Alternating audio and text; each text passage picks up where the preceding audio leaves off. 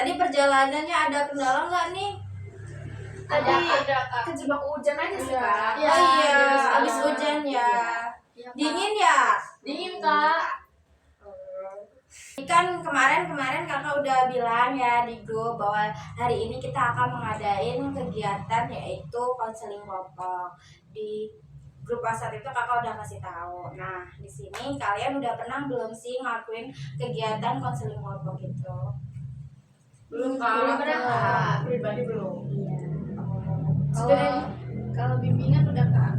Oh, bimbingan udah pernah, tapi konseling belum. Cuma dengar aja sih Kak soal namanya konseling. Belum pernah. Ya nanti kakak akan menjelaskan lebih lanjut lagi ya. Sebelumnya kakak mau nanya nih, kalian ini semuanya kelas berapa sih? Aku kelas 12 Kak. Sama aku Kelas 12. Kalian ini sama sekolah atau beda? Beda Kak. Beda. Iya. Kalau kamu dari sekolah mana? Aku dari SMA 2 Kak. Kalau sampingnya? Aku dari SMA 9. Sampingnya? Kalau aku dari SMA 1. Kalau kamu? Aku dari YPU Kak. Oh, dari YP Unila ya. Sungguh sangat bergengsi ya kayaknya ya. Iya Kak emang. Oke, sebelum kakak lanjut, kakak mau jelasin tentang konseling kelompok itu bagaimana. Jadi, konseling kelompok adalah suatu layanan atau bantuan oleh seorang konselor kepada individu yang membutuhkan untuk menyelesaikan masalah yang sedang dihadapi yang dilaksanakan dalam situasi kelompok dengan melibatkan fungsi saling mempercayai, saling pengertian, saling menerima, dan saling mendukung. Nah, terus tujuan dari kelebihan dari konseling kelompok ini adalah untuk berkembang kemampuan sosialisasi seseorang, khususnya kemampuan berkomunikasinya. Melalui konseling kelompok, hal-hal yang dapat menghambat atau mengganggu sosialisasi dan komunikasi diungkap dan didinamikakan melalui berbagai teknik sehingga kemampuan sosialisasi dan komunikasi seseorang berkembang secara optimal. Di sini nanti kakak akan meminta kalian itu saling bertukar pendapat, bertukar permasalahan lah ya, saling menghargai sama teman gitu, juga saling mendengarkan permasalahan teman. Nah, di dalam konseling kelompok ini kakak ada waktu nih. Nah, waktunya itu 40 sampai 45 menit. Apakah kalian terima atau keberatan? Cukup. Aman kan ya untuk waktunya? Iya. Oke. Terus di dalam konseling ini juga ada asasnya. Yang pertama itu asas kerahasiaan. Nah, asas kerahasiaan ini di sini kalian bisa menceritakan apapun, jangan ada yang ditutup-tutupi, tetapi di sini saling keep aja, hanya kita yang tahu. Jadi permasalahan itu nggak boleh sampai keluar ke orang lain. Jadi permasalahan ini hanya kita yang tahu. Jadi kalian harus saling menjaga rahasia satu sama lain. Kalian paham? Paham. Oke, selanjutnya itu ada asas keterbukaan. Di sini kalian untuk diminta untuk saling terbuka, saling mengungkapkan permasalahan-permasalahan yang kalian alami. Jangan ada yang ditutupin atau jangan ada yang direkayasa seperti itu. Terus ada asas kesukarelaan.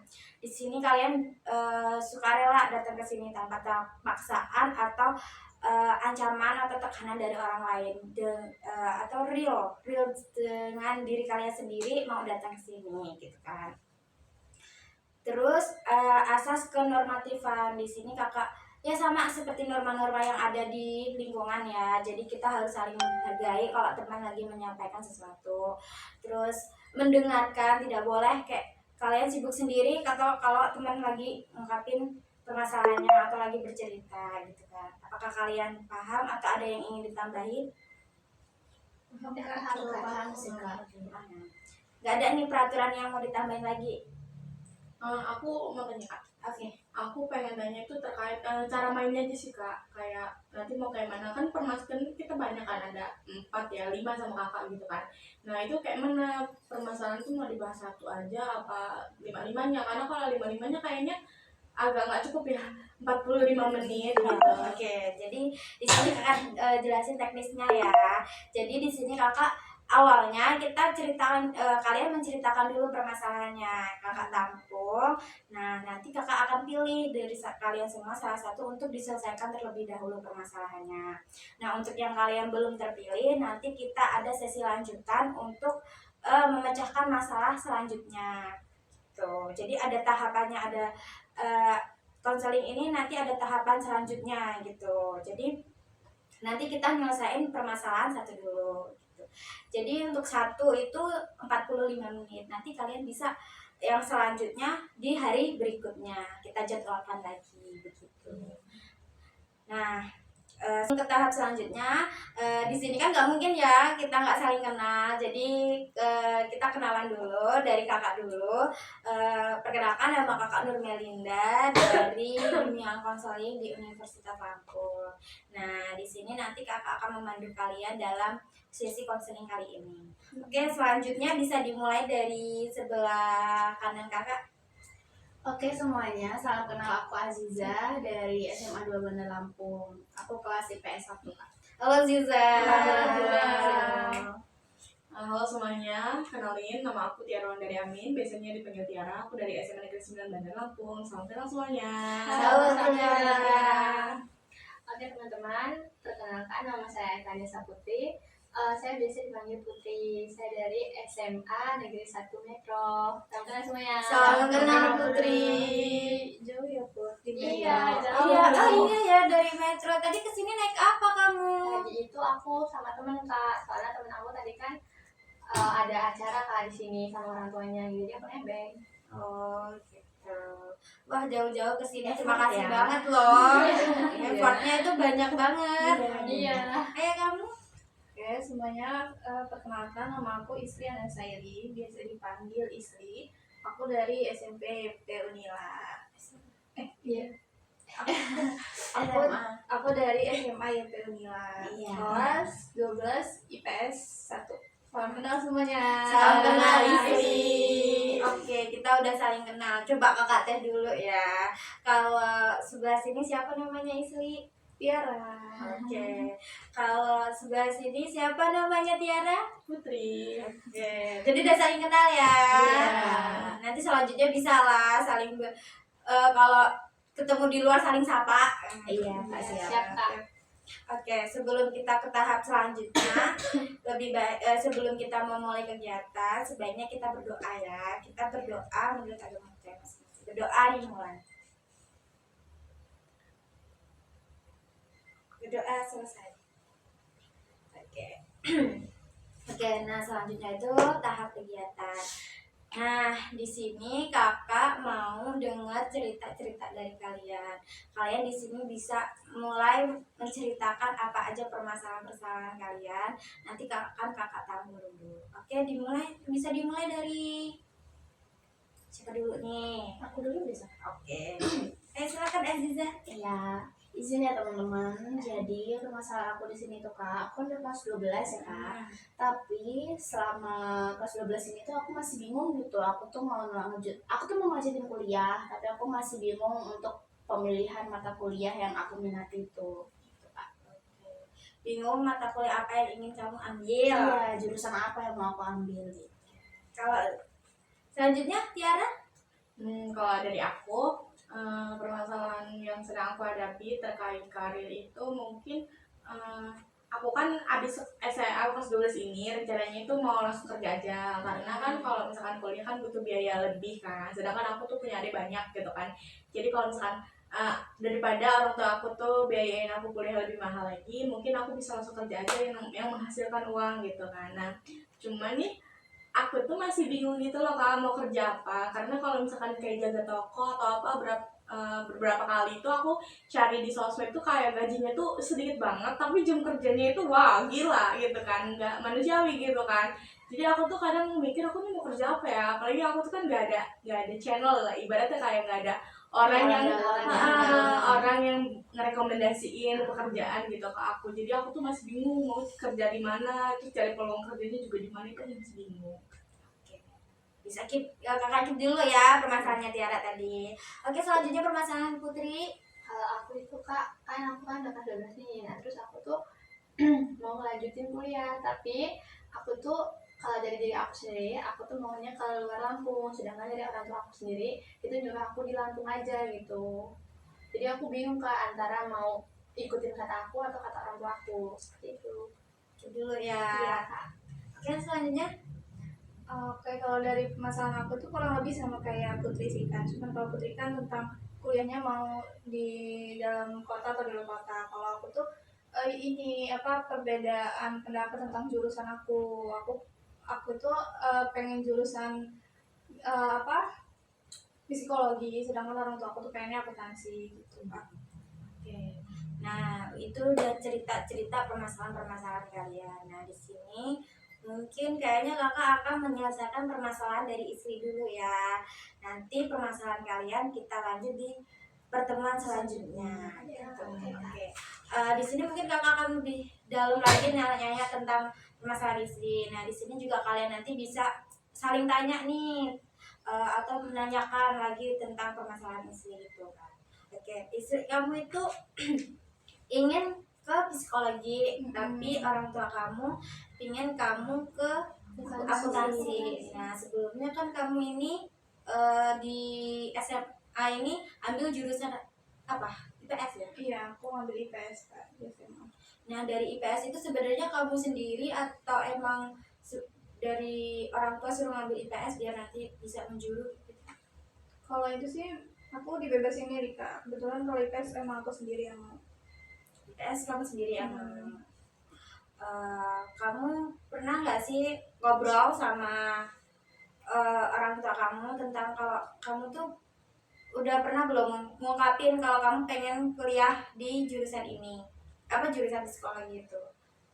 Kalau ngobrol sih udah pernah ya Kak. Aku udah pernah coba ngasih tahu aku pengen jurusannya apa gitu. Cuman ya itu orang tua tuh lebih nyaraninnya aku akuntansi. Oke. Kenapa orang tua kamu nyaranin kamu untuk akuntansi?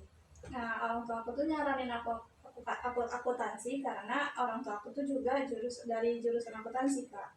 Jadi apa ya? Jadi maksudnya tuh karena orang tua udah lebih paham gitu. Jadi mereka tuh pengennya aku tuh akuntansi juga supaya mereka itu nanti bisa lebih mudah gitu loh ngarahin akunya.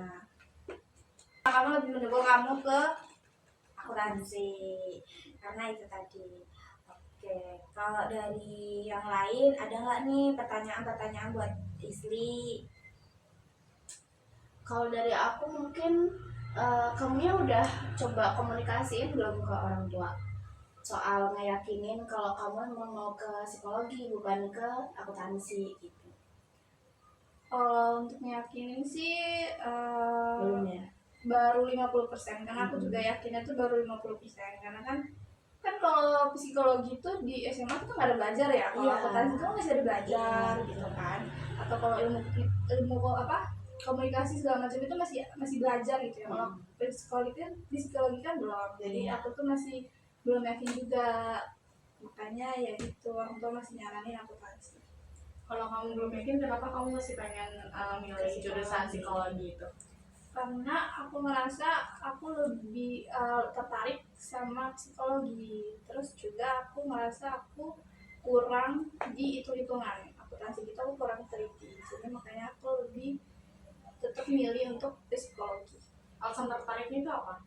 Tertariknya karena aku merasa kan aku ini IPS ya, tapi aku tuh orangnya kurang bisa komunikasi sama orang lain gitu. Sedangkan di psikologi itu kan kita ngebahas tentang diri manusia gitu kan. Jadi aku berharap kalau aku di psikologi nanti aku tuh bisa kenal gitu loh apa karakter orang tuh gimana, aku bisa ngebaca karakter orang itu gimana. Jadi aku tuh komunikasi jadi lebih enak gitu ke orang lain. Kamu tuh ada role model nggak sih tentang kayak kenapa kamu pengen ke psikologi? Aku pengen kayak gini, seperti kakak ini. Soalnya dia jurusan psikologi, jadi aku pengen bisa gini gitu. Kalau role model nggak ada sih sebenarnya. Itu murni karena kamu pengen gitu. Iya, karena aku tiba-tiba pengen aja. Gimana? Aku boleh ini nggak Kak, soalnya aku nggak enak badan gitu lagi. Oh, iya enak badan. Jadi kamu itu semua ini istirahat ya. Iya, istirahat Kak. Yang lain gimana nih? Boleh, Iya, kok. dia kelihatan pucat juga soalnya. Oh, oke. Ya udah nggak apa-apa, kamu istirahat dulu. Udah. Ya, makasih ya Kak. Iya, sama-sama. Semoga cepat sembuh ya. Iya, aku pamit ya teman-teman. Iya, hati-hati ya. Iya. Dijemput kan? Iya, ini kantornya. Ya, sebelumnya istri ini udah komunikasiin apa aja sih sama orang tua tentang keinginan kamu itu? Sejauh mana kamu berkomunikasi sama orang Iya, tua? tadi kan katanya 50%. Nah, itu apa aja sih Yang udah kamu komunikasiin? Istri ini nggak ada kepikiran ya sama sekali untuk ikut pilihan orang tua ke akuntansi. Oh, kalau kepikiran ada Kak. Aku ada kepikiran sedikit untuk ngambil akuntansi. Kenapa istri? Nah, alasannya itu karena kan tadi orang tua aku kan akuntansi juga ya Kak ya. Jadi aku tuh mikir, ya bener sih kata orang tua aku, kalau aku ngambil akuntansi itu, maksudnya kalau nanti aku nggak ngerti di perkuliahan tuh, aku bisa nanya ke orang tua gitu. Misalnya nanti kalau ada skripsian atau apa, aku bisa dapat rekomendasi dari orang tua, aku harus gimana gitu kan. Terus juga mungkin nanti di pekerjaannya itu kayak apa ya Kak, udah ada channelnya gitu lah ya Kak ya. Makanya dari situ aku sempat mikir apa aku ambil akuntansi aja gitu. Kamu udah pernah belum sih berkomunikasi lebih lanjut sama orang tua kamu? Kayak rundingan gitu loh ceritanya kamu sama orang tua kamu tentang nanti kamu jurusan kemana? Kalau rundingan sih aku nggak pernah sih Kak. Jadi kalau rundingan gitu tuh nggak pernah. Cuman ya aku kayak tetap aja pengennya itu psikologi gitu. Cuman ya itu kadang kan kalau komunikasi kan pasti orang tua masih tahu ya plus minusnya itu apa gitu. Cuman kalau dari akunya sendiri sih aku tuh belum ngasih tahu gitu loh plus minusnya apa dari jurusan aku. Jadi komunikasi kamu sama orang tua itu kan udah 50% ya kamu bilang tadi. Nah, itu udah apa aja sih kira-kira yang kamu bicarain ke orang tua? Ya yang aku bicarain itu ya itu aku udah tahu jurusannya itu mau apa, terus kenapa alasannya aku pengen ambil jurusan itu, terus mungkin univ mana yang kira-kira itu ada gitu jurusan itu, sama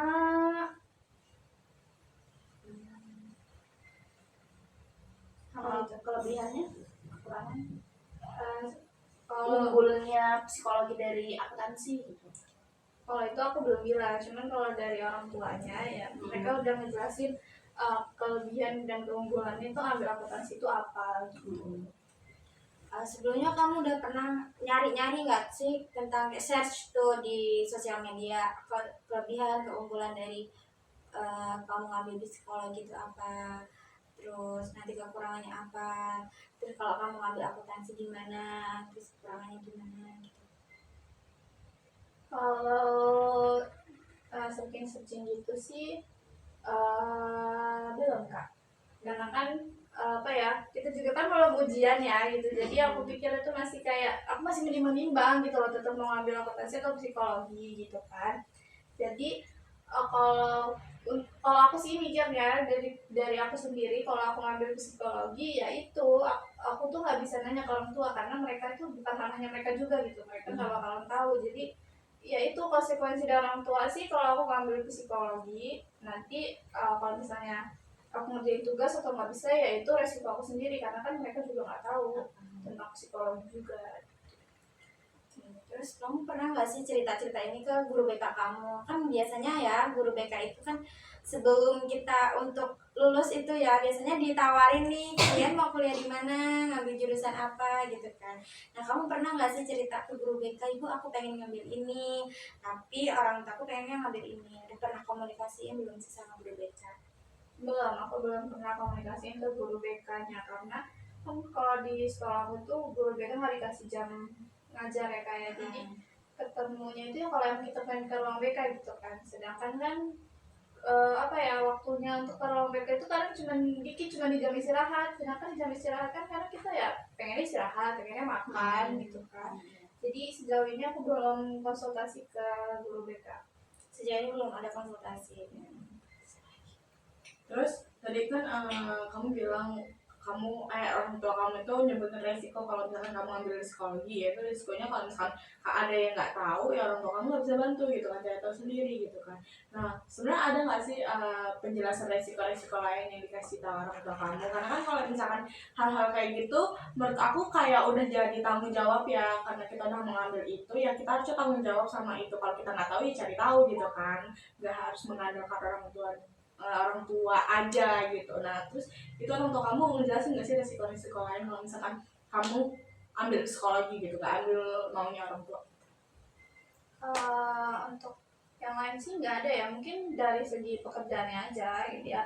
Pekerjaannya itu juga ya belum jelas gitu arahnya kemana. Kan psikologi itu kan bisa yang di kesehatan, ya yang psikiater, bisa juga yang tahu di perusahaan gitu kan, jadi HRD segala macam ya, mungkin itu. Jadi resikonya ya kerjaannya itu belum tahu gitu arahnya kemana.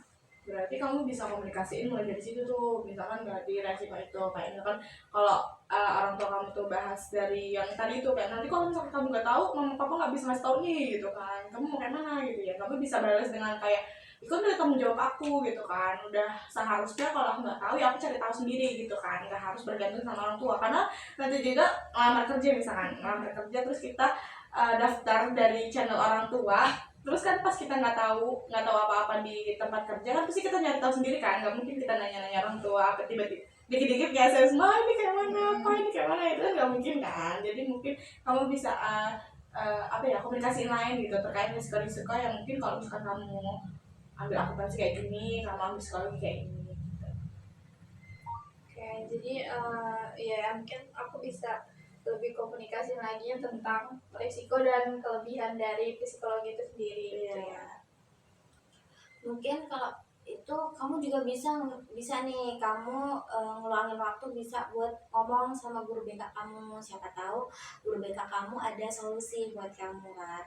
Nah itu kan kata kamu tadi guru BK nggak ada jam ya, kamu bisa pakai nih di jam-jam kosong kayak ya mungkin biasanya kan ada nih kalau sekolah kan ya jam kosong tiba-tiba gurunya ada apa gitu kan.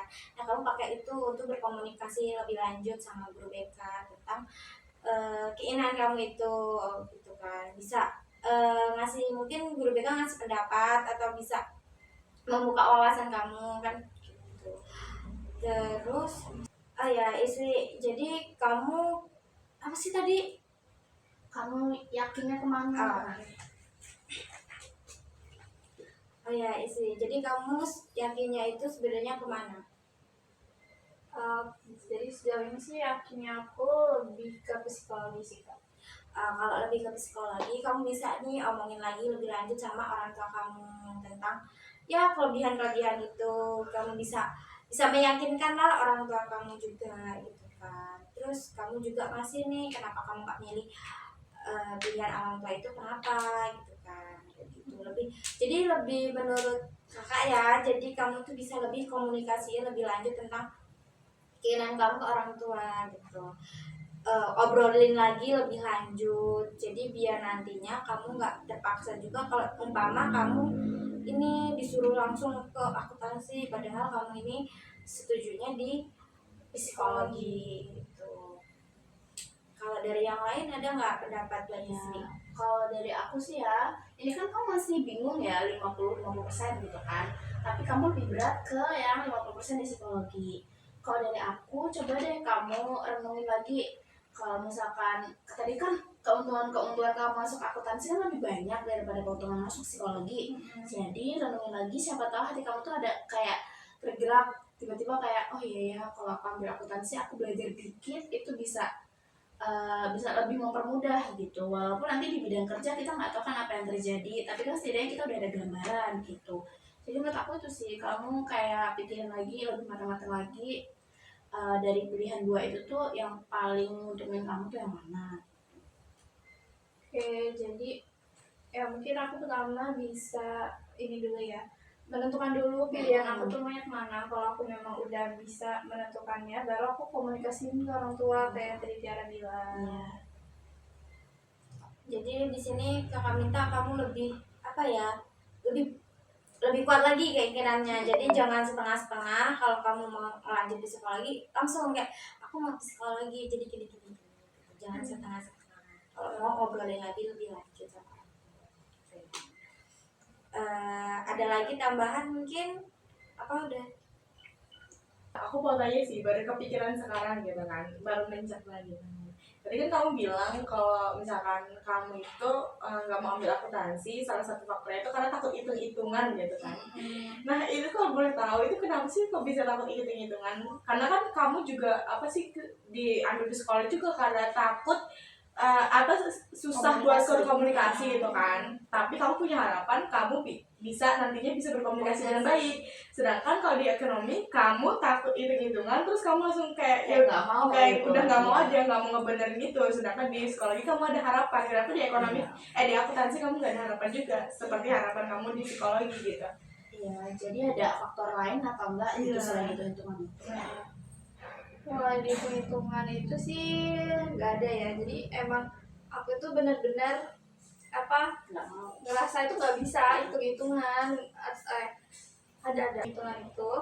Faktor lainnya sih mungkin ya karena aku merasa aku kurang teliti sih, karena akuntansi itu biasanya menyangkut tentang keuangan gitu ya.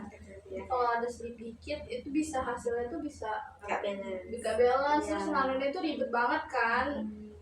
Bisa apa salah di akhir itu bisa mengeceknya itu dari awal lagi gitu kan, itu bakal ribet banget gitu. Jadi ya mungkin salah satu faktor lainnya itu aku kurang teliti orangnya, terus juga aku merasa nggak percaya diri kalau aku tuh bisa hitung-hitungan gitu, karena dari dulu memang aku tuh paling gak suka sama matematika itu, hitung-hitungan. Jadi kayak aku merasa perkalian dasar apa pembagian dasar itu aja aku kayak masih harus mikir lama gitu, karena di pikiran aku tuh matematika udah gak enak gitu, ribet. Berarti stereotip kamu tentang hitung-hitungan itu emang udah buruk banget gitu kan. Sedangkan kalau di komunikasi mungkin kamu masih punya harapan gitu berarti. Iya, karena kan kalau komunikasi ya kita pasti bakalan ngomong dari terus. kehidupan sehari itu, kita bakalan ngomong kan, gak cuma di kerjaan doang gitu. Tapi kalau hitung-hitungan kan mungkin ya Pasti apa kerja ya, aja. pas di Iya. kerjaan, terus mungkin kalau di kehidupan sehari itu juga ngitungnya nggak bakalan yang seribet itu Iya, gitu loh, benar. kayak cuma Nggak. belanja Iya, doang nggak gitu kan. serumus-rumus itu gitu kan. Tapi kan kalau komunikasi juga menurut aku lumayan ribet loh, karena kan kita pasti punya etika, kita punya norma, kita harus punya apa sih ilmu buat ngomong itu kan ada ilmu yang mungkin lebih ribet daripada matematika yang belum kamu ketahui sekarang gitu. Kayak misalkan cara minta maaf gimana yang baik benar, caranya gimana, itu kan mungkin sama ribetnya dengan akuntansi gitu kan. Kamu pernah nggak kepikiran kayak gitu kalau misalkan mikirin dua-duanya ribet gitu? Enggak sih, karena menurut aku itu agak nggak bisa disamakan. Karena kan kalau itu tadi, kalau komunikasi itu walaupun seribut itu, tapi nanti hasilnya itu bakalan kepake banget untuk kita gitu loh. Di kehidupan sehari-hari, mau ngomong sama anak kecil, ngomong sama orang tua, itu pasti bakalan kepake banget hal itu gitu. Dan bakal bisa diterusin gitu loh. Cuman kalau akuntansi itu kayak tadi, kalau kayak orang tua aku, kalau anak yang gak belajar nggak bakal bisa diterusin gitu. Iya juga. Dari lubuk hatimu paling dalam, kamu masih tetap pengen ke psikologi ya? Iya Kak, karena aku pengen keluar dari zona nyaman aku ini Kak. Aku pengen bisa ngomong sama orang gitu. Jadi aku pengen banget belajar gimana sih caranya komunikasi sama orang, aku kenal karakter orang gitu. Oke, kamu jadi pengen ke psikologi sambil belajar gimana cara kamu untuk bisa ngomong lebih lancar lagi ke orang-orang biar kayak nggak kaku gitu ya. Iya Kak. Mungkin kesimpulan ini tadi, kamu udah tahu belum apa yang harus kamu lakuin? Udah Kak, aku udah tahu apa yang harus aku lakuin. Jadi yang pertama, aku bisa kayak yang kata juga tadi, ngeyakin diri aku sendiri, cari tahu lebih tentang psikologi ini. Terus yang kedua mungkin seperti yang kakak saranin, bisa ditanyain ke guru BK, konsultasi ke guru BK-nya, aku baiknya itu akuntansi atau psikologi gitu. Terus kalau emang aku udah nemuin, aku bisa menemukan pilihan aku dari saran di guru BK dan hasil nyari tahu sendiri. Mungkin ya kayak tadi kata Tiara, aku bisa komunikasiin ke orang tua lebih baik lagi. Aku bisa kalau mau komunikasiin ke orang tua itu harus udah punya punya gambaran yang lebih jelas gitu. Jadi nanti orang tua itu juga bisa lebih menerima pilihan aku. Bisa yakin lah. Oke, jadi permasalahan istri ini udah mulai ada titik terangnya nih. Isli udah bisa mencari jalan keluarnya sendiri. Oke. Sebelum mengakhiri kegiatan ini kakak ada satu permainan. Kalian mau ikut nggak? Boleh. Jadi biar nggak tegang nih, kita dari tadi tegang-tegangan kayak serius banget kan. Jadi kita cairin suasana lah sebelum berakhir. Oke Tiara? Tiara udah nunggu banget Iya kayaknya. Jadi permainannya itu tepuk tangan. Tangan. Jadi kalau kakak bilang tepuk 1, nah tepuk 2, tepuk 3. Tapi kalau nggak ada tepuknya, jangan tepuk. Jadi harus fokus. Oke. Bisa dimulai? Bisa. Kak. 1, 2, 3. Tepuk 1, tepuk 2, tepuk 3, tepuk 4, tepuk 5, 6.